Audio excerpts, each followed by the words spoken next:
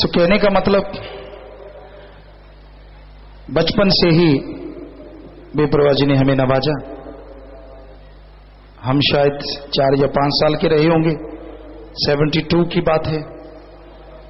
तो हम आए नाम लेने के लिए, साथ में हमारे जन्मदाता बापूजी थे। तो नाम देने के लिए बैठे, आपको कल परसों भी बताया, मस्ताना जी धाम में यहां गुफा है, सचखंड हॉल है, उनके बीच की जो जगह है वहां पे शायद नाम दिया गया। काफी लोग थे नाम वाले, और बेपरवाह जी ने हमें पास बुलाया कि आप इधर आ जाएं। हम बैठ गए, जाके नाम दिया, बेपरवाह चले गए। हम जा रहे थे, फिर से बेपरवाह जी जंगल वहां घूमने जा रहे थे, जंगलात टाइप ही था तब ये एरिया, बाग वगैरह शायद थोड़ा मोटा होगा, ख्याल में नहीं है, जंगलात था ये पक्का है, क्योंकि आग के बहुत बड़े बड़े पौधे थे और दूर तक स्टेशन तक शायद कोई जगह ऐसा मकान वगैरह कोई कहीं नजर आता था ही नहीं, जंगलात टाइप था। तो बेपरवाह जी पूछने लगे, भाई आप कहाँ से आए? बापूजी से पूछा, नंबरदार हैं फलां जगह के फलां जगह के। बहुत अच्छी बात है, बहुत अच्छी बात है, आप चक्कर लगा लिया करो, जब भी टाइम लगे उधर सत्संग करेंगे। तो सत्संग उधर शुरू हुई और हम फिर बेपरवाह जी को मिले पक्का सहारना, वहां एक सत्संगी थे उनके घर में, और हम तब शायद हमें ख्याल में नहीं है 7 साल के या 9 साल के रहे होंगे, अब पूरा ध्यान में नहीं आ रहा। हालांकि आत्मकथा में हमने सोच सोच के वो टाइम लिखा है, वो ग्रंथ काफी बन चुका है, अभी काफी रह रहा है। तो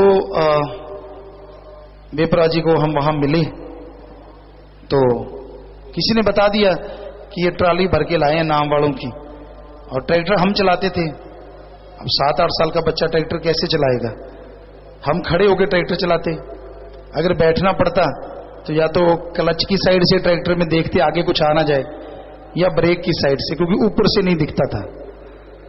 तो शहर जाना, बहुत जमीन थी, 130 बीघा वहां जमीन थी, एक ही जगह 25-30 बीघे अलग थी। तो वो सारी के जुताई करना, बिजाई करना हम ही उस उम्र में करते थे। बेपरवाह जी की रहमत थी, उनका सब रहमो करम। तो वहां पहुंचे, सत्संग हो गया, उनके घर मिलने का टाइम मिला। तो बेपरवाह जी मिले, फिर बताया कि नंबरदार हैं। कहते अच्छा वो वाले। तो हमारी तरफ कहने लगे, कैसे हो? उनके जी आपकी हाथ जोड़ दी, बोले कुछ नहीं, क्योंकि इतना छोटे बच्चे को वैसे ही, और वो भी मालिक उसका उसके सामने हो, क्या कहे। कहने लगे कैसे? दूसरे बताने लग गए जोश में कि पिताजी ये छोटा सा बच्चा है और ये पूरे नाम वाली ट्राली भर के लाया है और ये ट्रैक्टर चलाता है, ये हैरानी की बात है, इसको दिखता कुछ नहीं, ऊपर से साइड से चलाता है, ऐसे वैसे। तो बेपरवाह बड़े खुश हुए, कहने के अच्छा अपना तो यही काम है, करते रहना है।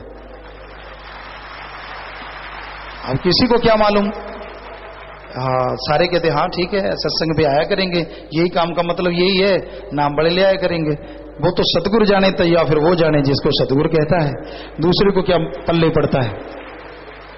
तो कई बार लोग पूछते हैं, पिताजी आपकी पहली मुलाकात कैसी रही? तो ये थी पहली मुलाकात शास्त्राम जी महाराज से, जो इस तरह की बात हुई।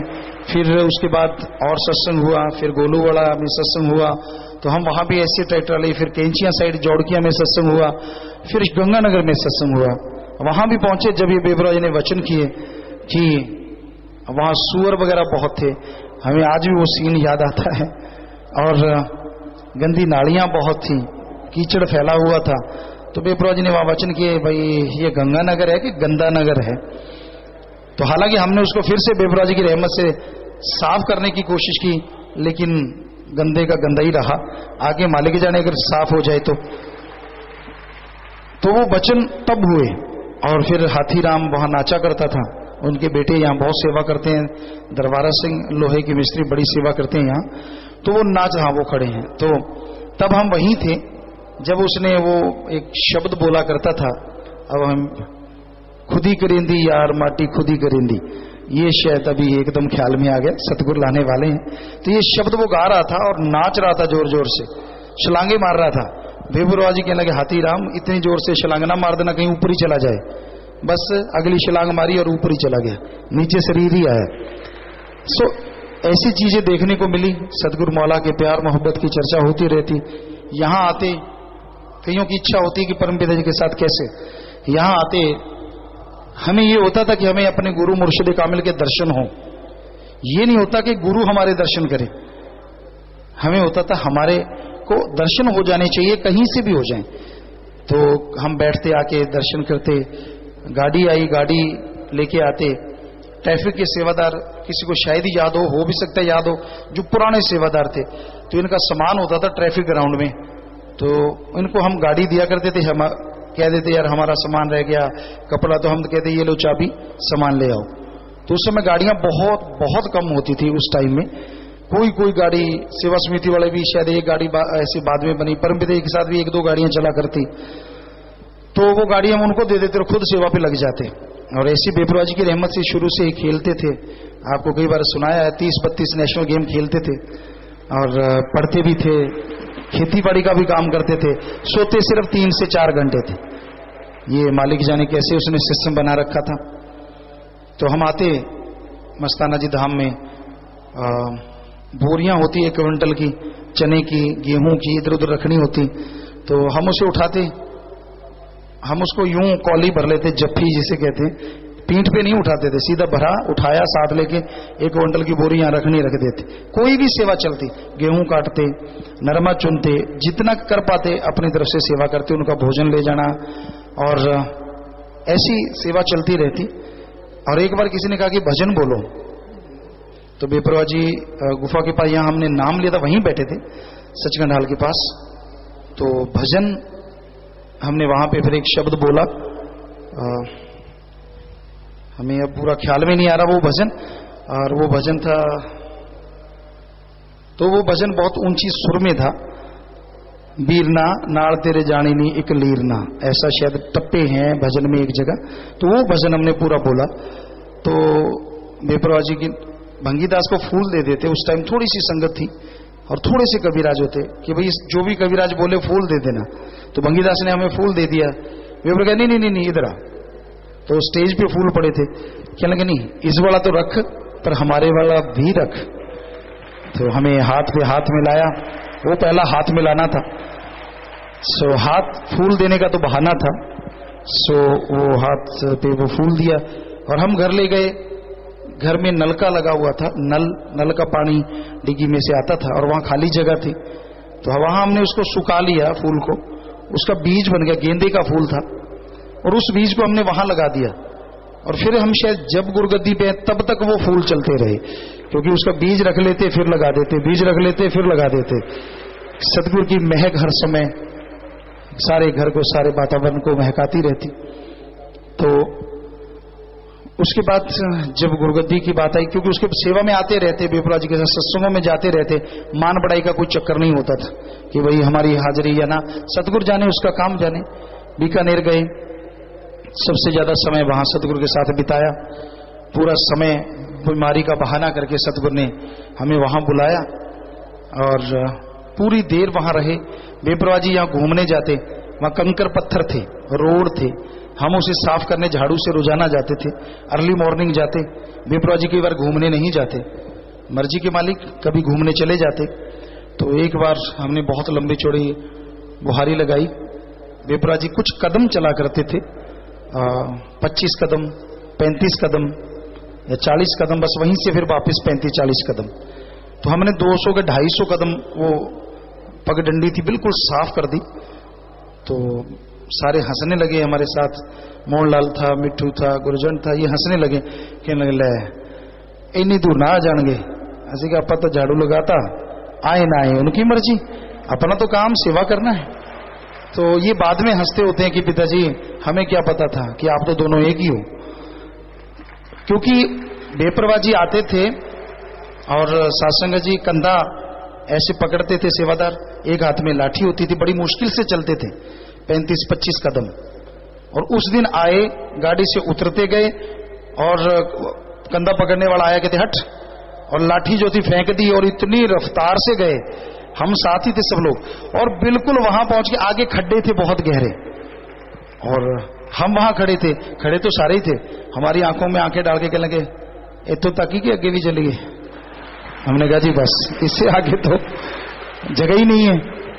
तो फिर हमने इनको बोला भी बोलो, आप तो कह रहे थे नहीं आएंगे, अब कहते यार पता नहीं कि मैं आगे, तो उस टाइम की बातें तो उस टाइम जैसी होती है ना। तो वहां सेवा पे रहे हम लोग, साथ सेवा करते, बेपुरा जी के दर्शन करने के शौकीन, दर्शन हो जाए बस यही होता था। तो वहां से बेपुरा जी दिल्ली की तरफ गए, तो हम यहाँ हमें भेजा गया कि आप चले जाओ, जबकि हमें बहुत बैराग्य आया कि हम दिल्ली साथ जाएंगे। बेपुरा जी कहने लगे नहीं, आप घर बहुत दिन हो गए, अकेले बेटे हो आप, काम धंधा भी करना है, आप वापिस जाओ। अब सदगुरु के सामने जिद तो हो ही नहीं सकती, जिद हो ही नहीं सकती, वचन बचने होते। हमने कहा जी सत वचन, जैसा आप चाहो। तो बैराग आया, बेपुरा जी को भी बैराग। हम काफी देर बैठे रहे आपस में, बेपुरा जी ने बहुत प्यार दिया। उससे उठ के आए बेपुरा जी दिल्ली की साइड, और हम इधर आ गए। और आके जब यहां मिले तो कोई काम था, वो काम भी किया। तो इनकी गाड़ी सेवा समिति की एक गाड़ी थी, और वो कच्चा धुआं मारने लगी। हाँ शायद ये लोग थे, हाकम सिंह जी और ये सारे। तो वो कच्चा सा धुआं मार रही थी। हमने कहा ये आपकी गाड़ी रास्ते में रुकेगी, हमारी वाली गाड़ी ले जाओ। कहते नहीं, हमारी तो नया इंजन रखा है, नई रंग रोगन किया है, ये तो उड़ दी जाऊ। चलो उड़ दी, इन्होंने नहीं कहा, किसी और ने कहा। तो हमने कहा चलो ठीक है, उड़ जाए, चलती जाए, इतना ही काफी, उड़ना तो दूर है। तो वही बात हुई, रास्ते में खराब हो गई। फिर बहुत परेशान हुए, तो हम तो वापिस चले गए। तो उसके बाद बेपरवाह जी आए। उससे पहले भी जब बुदरवाड़ी में हम सेवा करते यहाँ आए, तो सबको पगड़ियां दी, व्हाइट कलर की पगड़ी हमें याद आता है, और उसमें एक बब्बर शेर का एक छल्ला था जिसमें बब्बर शेर बना हुआ था। तो सबको पगड़ियां दी, मोहनलाल भी था साथ में, सभी को दे दी। कुछ और भी दी, टॉर्च दी, किसी को लाठी दी, किसी को ऐसे। तो हमें वो छल्ला बहुत सुंदर था, तो वो देते हुए बेपरवाह जी कहने का भाई कोई ख्याल ना करना, इनको ये स्पेशल निशानी दे रहे हैं। पहले तो ये आप लोग हमारे प्रेमी थे, आज से पक्के यार बना लिया। तो हम मोहनलाल को ही सारा श्रेय दिया करते थे। उन्होंने कहा तेरी वजह से हुआ है भाई, कौन अंदर घुसने देता है यहाँ, कौन मिलने देता है, तू ही है भाई सारा कुछ। और तब ये पूरा खुश होता। बाद में कहता पिताजी मेरे पंप तो बहुत मारे। हमने कहा पंप मारे नहीं, तू भी तो भूल जाता था। तो इसको यही लगा रहता था कि वाकई ये बात सच है। तो वो बेपरवाह जी की मर्जी, खुशी इसको भी देनी थी, सबको देनी थी, सब लोग खुश रहते थे। कई बार ऐसा भी होता था कि हम लोग यहां से जाते, और एक दो बार शायद ऐसा हुआ कि सूरा वाली वहां से गुरुसर मोड़िया 4-5 किलोमीटर टीले होते थे, वहीं से दिल कर आया कि नहीं एक बार फिर दर्शन करने, और घर गए ही नहीं, 7-8 दिन के बाद जाना था। वहीं से गाड़ी वापस इतनी तेज चला के लाते, साथ वाले कहते ये लोग कि भाई दर्शन तो नहीं होंगे। हमने कहा हो ही नहीं सकता, ना हो, दर्शन तो करके छोड़ेंगे। तो इतनी स्पीड से गाड़ी आती, खास करके मोहनलाल तो आंखें बंद करके टांगे ऊपर उठा लेता, अब गए कि तब गए। हमने कहा बिल्कुल नहीं जाने देते कहीं।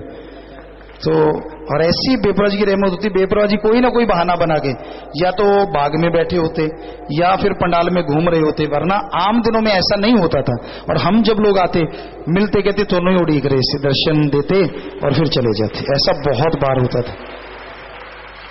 तो प्यारी सत्संग जी, उसके बाद बेपरवाह जी ने बहुत बड़ी बातें हैं, बहुत लंबी बातें हैं, क्योंकि सतगुरु के प्यार मोहब्बत की चर्चा जितनी की जाए उतनी कम ही कम आती है। ऐसा लगता है कि सारी ब्रह्मांड की जितने भी त्रिलोकियां हैं, उनमें जितने भी कलम के लायक चीजें हैं, पत्थर है, पेड़ है, जो कुछ भी, उन सब की कलम हो। और प्रकाश तो क्या, मन क्या, आत्मा की गति से भी लिखा जाए तो भी मालिक के गुणगान गाए नहीं जा सकते।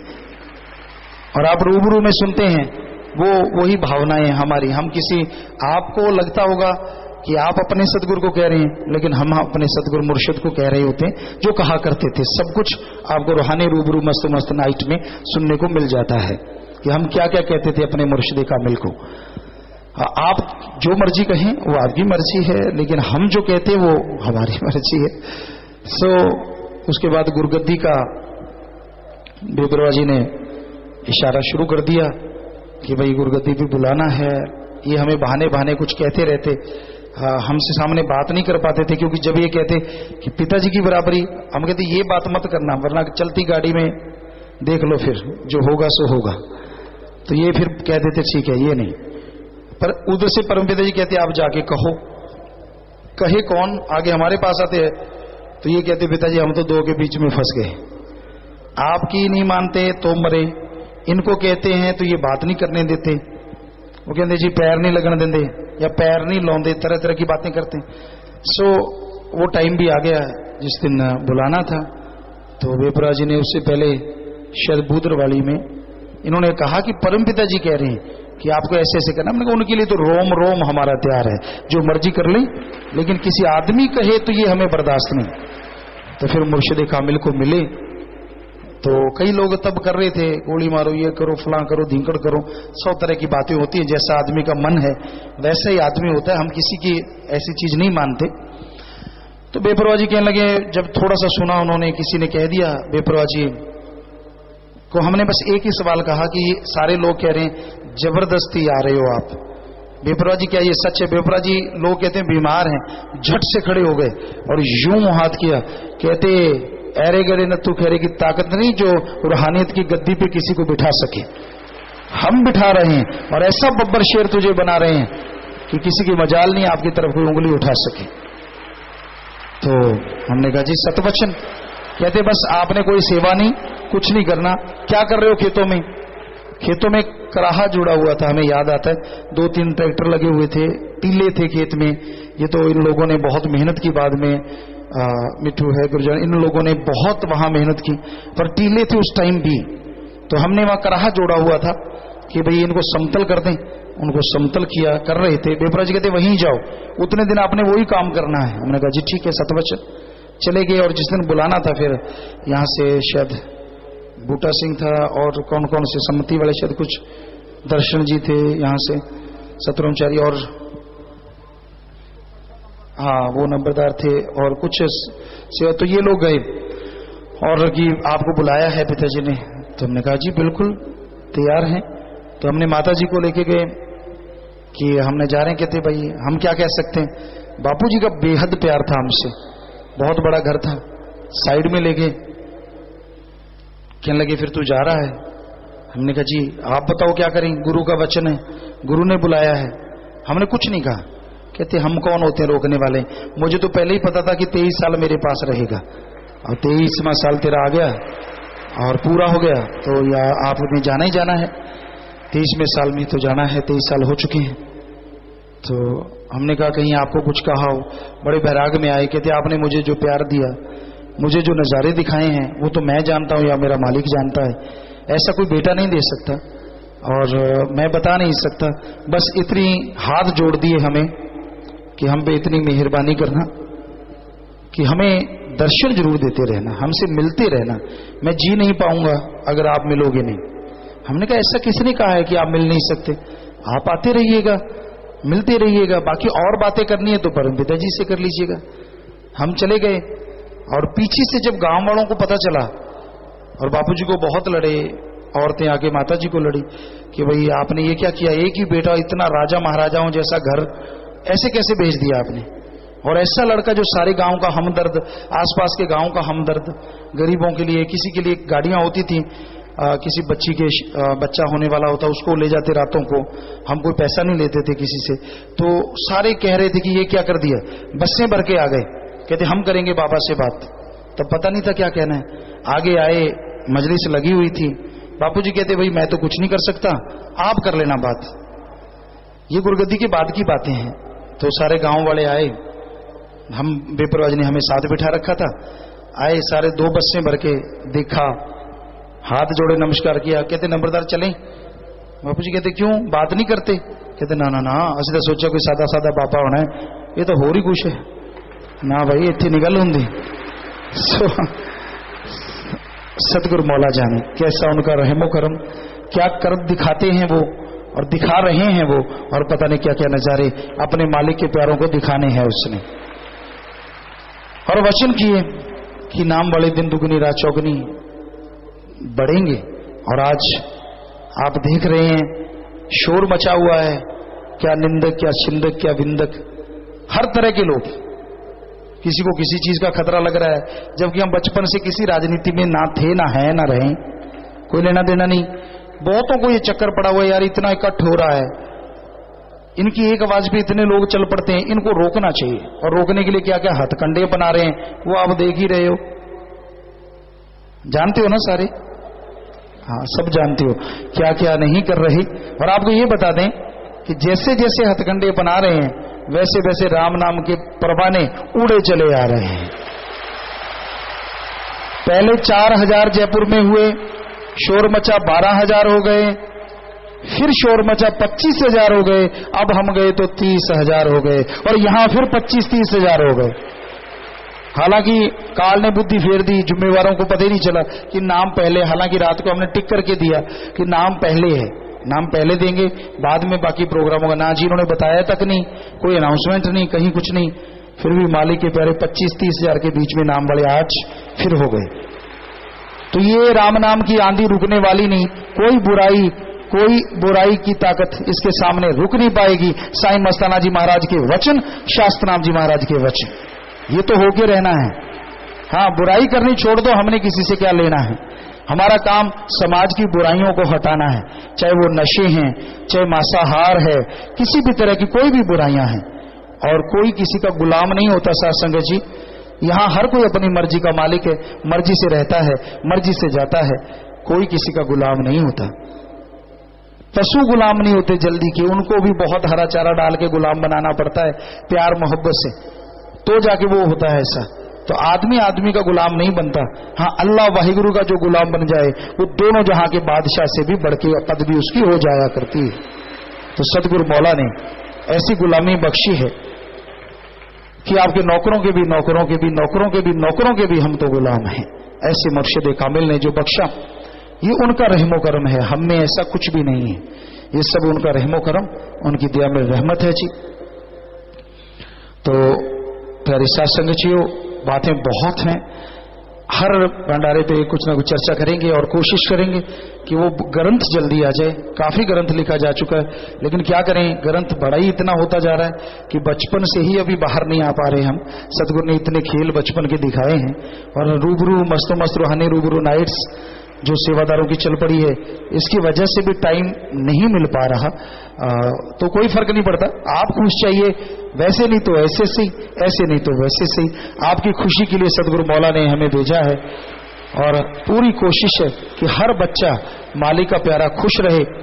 आगे अपने अपने कर्म, कोई खुश रहे न रहे, हमारा पुरजोर हम ये जोर लगा रहे हैं कि मालिक की औलाद हमेशा सुखी रहे, आपके घरों में बरकतें आए, रहमो करम से मालिक आपको माला माल करे। जो भी चल के आए हैं, जिन्होंने भी हाजिरी लगाई है, राम नाम से जुड़े हैं, जो भी आए हैं, मालिक भंडारों से बढ़ के आपको खुशियां बख्शे, घरों में बरकतें बख्शे। यही मालिक से दुआ करते हैं सबके लिए। और